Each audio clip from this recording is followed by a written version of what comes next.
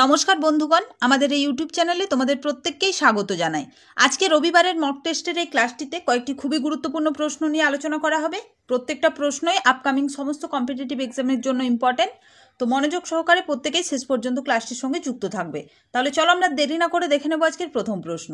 দেখো, এখানে প্রথম প্রশ্ন রয়েছে, পানিপথের প্রথম যুদ্ধ কার কার মধ্যে সংগঠিত হয়েছিল।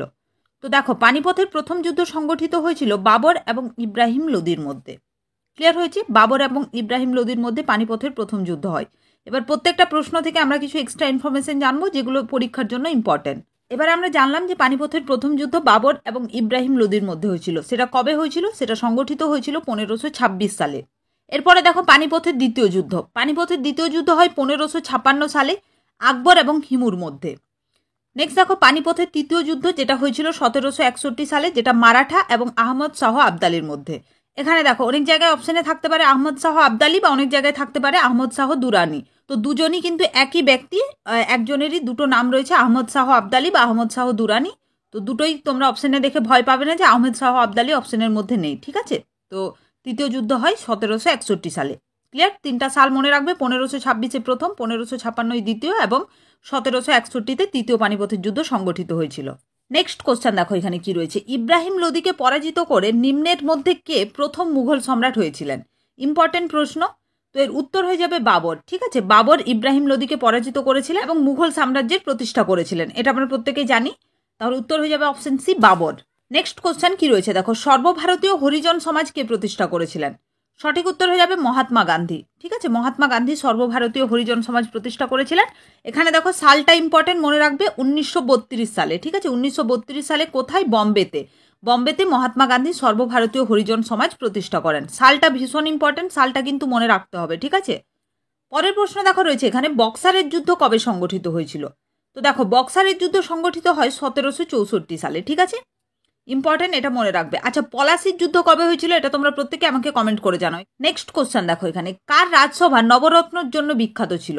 এখানে অপশন দেখো, সমুদ্রগুপ্ত, দ্বিতীয় চন্দ্রগুপ্ত, অশোক এবং কালাশোক। এনাদের মধ্যে কার রাজসভা নবরত্নের জন্য বিখ্যাত ছিল? সঠিক উত্তর হয়ে যাবে দ্বিতীয় চন্দ্রগুপ্ত। এবার আমরা জানবো যে দ্বিতীয় চন্দ্রগুপ্তের রাজসভায় যে নবরত্ন ছিলেন তারা কে কে ছিলেন। ঠিক আছে, দেখো এখানে হচ্ছে দ্বিতীয় চন্দ্রগুপ্তের রাজসভায় ছিলেন হচ্ছে কালিদাস, বরাহ মিহির, অমর সিংহ, ধনন্তরী, এছাড়া হচ্ছে খপনক, এছাড়া হচ্ছে ঘটকর্পর, এছাড়াও দেখো এখানে রয়েছে বড়রুচি, বেতাল ভট্ট এবং শঙ্কু। এনারা 9 জন, যেনাদেরকে নবরত্ন বলা হয়, এনারা দ্বিতীয় চন্দ্রগুপ্তের রাজসভা অলঙ্কৃত করেছিলেন। পরবর্তী প্রশ্ন দেখো, এখানে কি রয়েছে, নিম্নের কোনটি বাদামি কয়লা নামে পরিচিত? সঠিক উত্তর হয়ে যাবে অপশন ডি, লিগনাইট। ঠিক আছে, লিগনাইটকে বাদামি কয়লা বলা হয়। এটা ইম্পর্টেন্ট প্রশ্ন, ভালো করে মনে রাখবে। বাদামি কয়লা নামে পরিচিত নিম্নের কোনটি? যেটি হচ্ছে লিগনাইট। নেক্সট দেখো, ভেম্বনাথ হ্রদ কোথায় অবস্থিত? উত্তর হয়ে যাবে অপশন সি, কেরালাতে। ঠিক আছে, কেরালার একটি বিখ্যাত হ্রদ হচ্ছে ভেম্বনাথ হ্রদ। আচ্ছা, ভারতের বিভিন্ন হ্রদ কোন রাজ্যে অবস্থিত সেই সম্পর্কে আমি বিস্তারিতভাবে ক্লাস করিয়েছি, তো সেখানে সমস্ত ইনফরমেশন তোমরা পেয়ে যাবে। আমি যে এমসিকিউস ক্লাসগুলো করাবো এখানে খুব বেশি ইনফরমেশন দেবো না, কারণ এমসিকিউস ক্লাসে একটা প্রশ্ন ওরিয়েন্টাল যখন অনেক কিছু আলোচনা করা হয় তখন প্রচুর কনফিউজ হয়। তাই প্রত্যেকটা টপিক ওয়াইজ আমি ক্লাস করিয়ে দিচ্ছি, সেই টপিক ওয়াইজ ক্লাসগুলো তোমরা অবশ্যই অ্যাটেন্ড করবে, যে কোন রাজ্যে, ভারতের কোন রাজ্যে কোন হ্রদ রয়েছে, ব্যাঘ্র প্রকল্প কোথায় কি রয়েছে, ওইভাবে কনসেপ্ট ক্লিয়ার করে ক্লাস করলে অনেক সুবিধা হয়। ঠিক আছে, তাহলে ভেম্বনাথ হ্রদ কোথায় রয়েছে? এটা কেরালায়, মনে রাখবে। এছাড়াও দুটো ইম্পর্টেন্ট যেগুলো, চিল্কা হ্রদ এটা কোথায় রয়েছে? ওড়িশা। এছাড়াও নাগার্জুন সাগর হ্রদ রয়েছে তেলেঙ্গানায়। বাকি হ্রদের বিস্তারিত ক্লাসে তোমরা সমস্ত কিছু পেয়ে যাবে।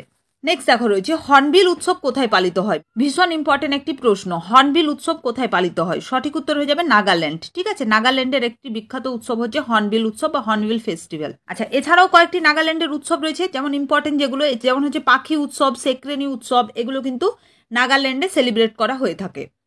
নেক্সট দেখো, বন্দিপুর ব্যাঘ্র সংরক্ষণ প্রকল্প কোন রাজ্যে অবস্থিত? ভীষণ ইম্পর্টেন্ট একটি প্রশ্ন, বন্দিপুর ব্যাঘ্র সংরক্ষণ প্রকল্প।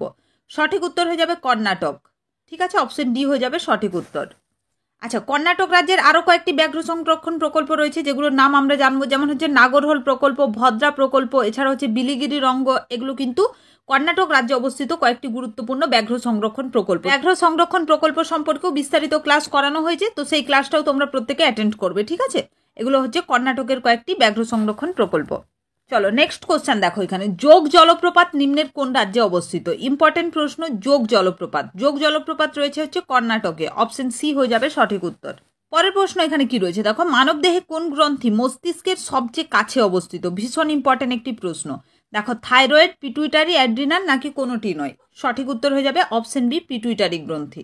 ক্লিয়ার হয়েছে? পিটুইটারি গ্রন্থি হচ্ছে মস্তিষ্কের সবচেয়ে কাছে অবস্থিত মানবদেহের। নেক্সট দেখো ভিটামিন B3 এর রাসায়নিক নাম কি? এর সঠিক উত্তর হয়ে যাবে নিয়াসিন। ঠিক আছে, নিয়াসিন হলো ভিটামিন B3 এর রাসায়নিক নাম।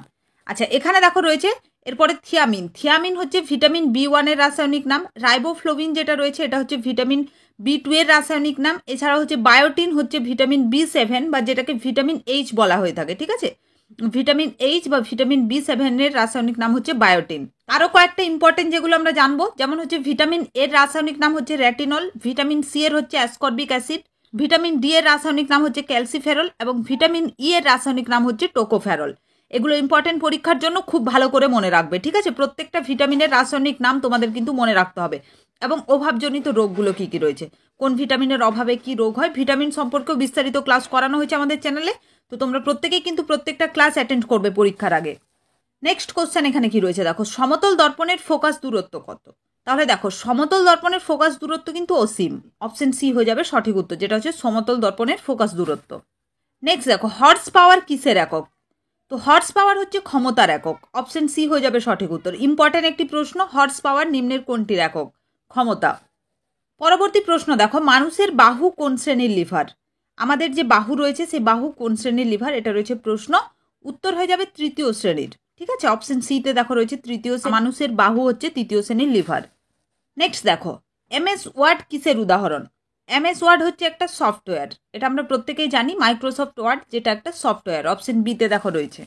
পরের প্রশ্ন দেখো, ইমেল কথাটির যে রয়েছে সেই এর সম্পূর্ণ অর্থ কি? যে ইমেলের এখানে তোমরা দেখতে পাচ্ছ, এই এর সম্পূর্ণ অর্থ কি? ইম্পর্টেন্ট প্রশ্ন, কম্পিউটার টেকনোলজি থেকে একটা বা দুটো প্রশ্ন তোমরা সমস্ত পরীক্ষাতেই পাবে।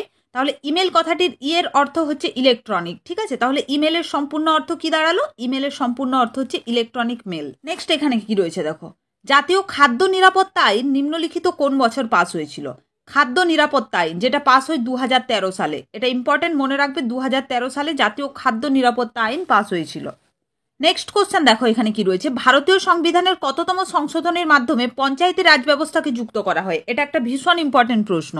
ভারতীয় যে সংবিধান ছিল সেই সংবিধান আমরা জানি যে বহুবার সংশোধন করা হয়েছে বিভিন্ন কারণে। তো কততম সংশোধনের মাধ্যমে পঞ্চায়েতি রাজ ব্যবস্থাকে যুক্ত করা হয়েছে? পঞ্চায়েতি রাজ ব্যবস্থাকে যুক্ত করা হয় 73তম সংশোধনের মাধ্যমে। ঠিক আছে, এখান থেকে কিছু এক্সট্রা ইনফরমেশন রয়েছে যেগুলো আমাদের জানতে হবে। যেমন দেখো সংবিধানের 11তম তফসিলে পঞ্চায়েতের রাজ ব্যবস্থা লিপিবদ্ধ রয়েছে। আমরা জানি যে বিভিন্ন সংশোধন, ধারা, তফসিল এগুলো নিয়েই তো ভারতীয় সংবিধান রচিত হয়েছে। তাহলে 73তম সংবিধান সংশোধনীতে পঞ্চায়েত রাজ যুক্ত করা হয়। এবং যদি বলে যে কততম তফসিল বা যেটাকে আমরা শিডিউল বলে থাকি, তাহলে হয়ে যাবে 11তম শিডিউল বা তফসিলে পঞ্চায়েতের রাজ ব্যবস্থা লিপিবদ্ধ রয়েছে। আর মনে রাখবে পৌর কাউন্সিল ব্যবস্থা, ওটা হলো পঞ্চায়েতি রাজ, এটা হচ্ছে পৌর কাউন্সিল ব্যবস্থা হচ্ছে 74তম সংশোধন। পরবর্তী প্রশ্ন আমরা দেখব। পরবর্তী প্রশ্ন দেখো এখানে কি রয়েছে, ভারতীয় সংবিধানের সংশোধনী পদ্ধতি বর্ণিত আছে কোন ধারায়? তো দেখো ভারতীয় সংবিধানের সংশোধনী পদ্ধতি বর্ণিত রয়েছে হচ্ছে 368 নম্বর ধারায়। অপশন সিতে রয়েছে 368। সেই 368 নম্বর ধারায় হচ্ছে সংবিধানের সংশোধনী পদ্ধতি সম্পর্কে বর্ণনা করা রয়েছে। এটা ইম্পর্টেন্ট, খুব ইম্পর্টেন্ট, ভালো করে তোমরা মনে রাখবে। তো এই ছিল আজকের ক্লাসটা কেমন লাগলো প্রত্যেকে কমেন্ট করে জানিও। এবং প্রত্যেক রবিবার এই ধরনের মক টেস্টের ক্লাস তোমরা আমাদের এই চ্যানেলে পেয়ে যাবে। তো প্রত্যেকেই চ্যানেলটির সঙ্গে যুক্ত থাকবে এবং ভিডিওটা ভালো লাগলে অবশ্যই লাইক করবে, বন্ধুদের সঙ্গে শেয়ার করবে এবং সমস্ত চ্যাপ্টার ওয়াইজ ক্লাসগুলো এবং সাপ্তাহিক কারেন্ট অ্যাফেয়ার্সের ক্লাসগুলো প্রত্যেকেই কিন্তু অ্যাটেন্ড করো। ঠিক আছে, এবং এইখান পর্যন্ত ক্লাসটির সঙ্গে যুক্ত থাকার জন্য তোমাদের প্রত্যেকে অসংখ্য ধন্যবাদ এবং খুব ভালোভাবে তোমরা পড়াশোনা করো এবং সমস্ত পরীক্ষার জন্য প্রিপারেশন নাও।